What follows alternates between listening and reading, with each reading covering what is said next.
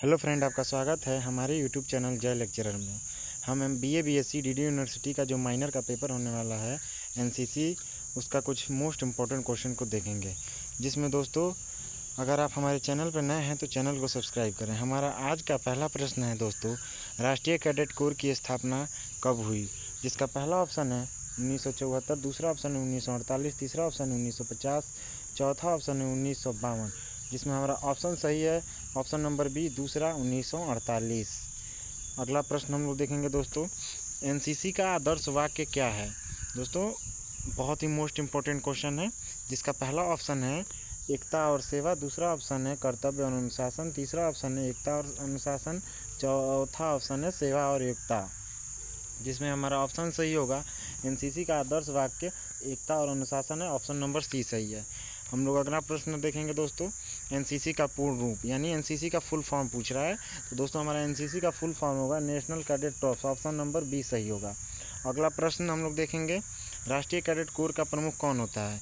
राष्ट्रीय cadet corps का प्रमुख दोस्तों महानिदेशक एनसीसी होता है, ऑप्शन नंबर सी सही होगा।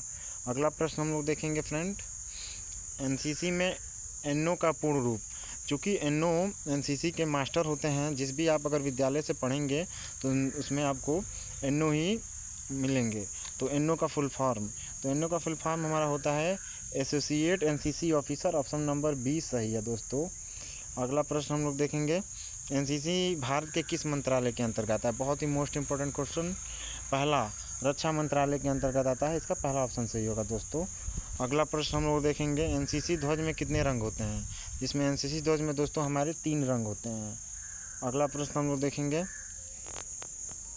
एनसीसी ध्वज में 3 रंग क्या दर्शाते हैं? तो दोस्तों एनसीसी ध्वज में हमारे थल सेना, जल सेना, वायु सेना 3 रंग दर्शाते हैं, ऑप्शन नंबर ए सही है। अगला प्रश्न हम लोग देखेंगे दोस्तों, एनसीसी ए पाठ्यक्रम की अवधि क्या होती है? तो दोस्तों हमारी एनसीसी ए पाठ्यक्रम की अवधि 2 साल की होती है, ऑप्शन नंबर बी सही है। बहुत ही मोस्ट इंपोर्टेंट क्वेश्चन है दोस्तों।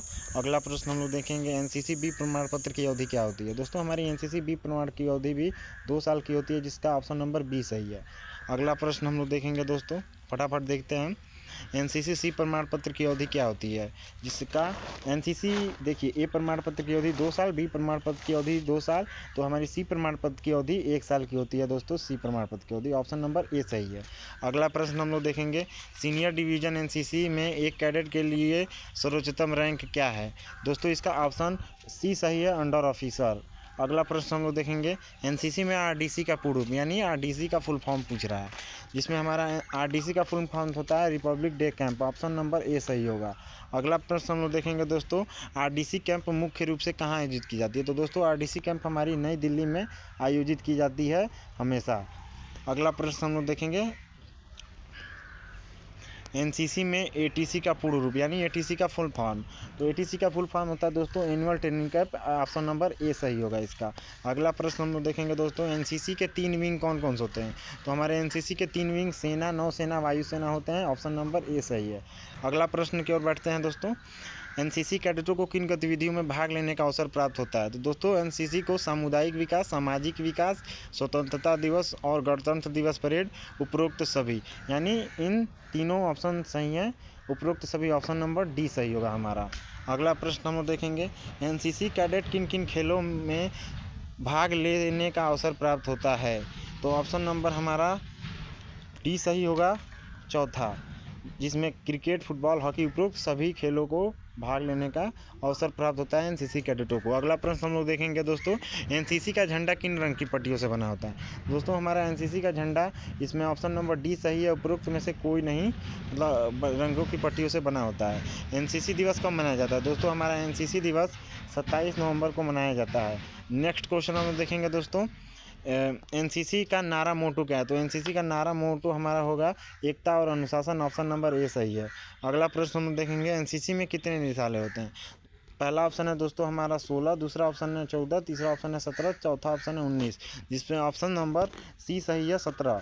नेक्स्ट अगला प्रश्न देखेंगे हम लोग दोस्तों, भारत का राष्ट्रीय पुष्प क्या है? तो दोस्तों भारत का राष्ट्रीय पुष्प है, ऑप्शन नंबर बी सही होगा, कमल। अगला प्रश्न, आज का इस सेशन का आखिरी प्रश्न, पैदल सेना में एक सेशन में कितने जवान होते हैं? बहुत ही मोस्ट इंपॉर्टेंट क्वेश्चन है दोस्तों, ऑप्शन नंबर ए सही होगा, पैदल सेना में एक सेक्शन में 10 जवान होते हैं। आज हमने इस लेक्चर में 24 प्रश्न देखे। अब हम मिलते हैं नई वीडियो में। अगर आप हमारे चैनल पर नए हैं तो चैनल को लाइक करें, सब्सक्राइब करें और अधिक से अधिक शेयर करें। आई होप आपको यह वीडियो बहुत ही अच्छा लगा होगा। धन्यवाद।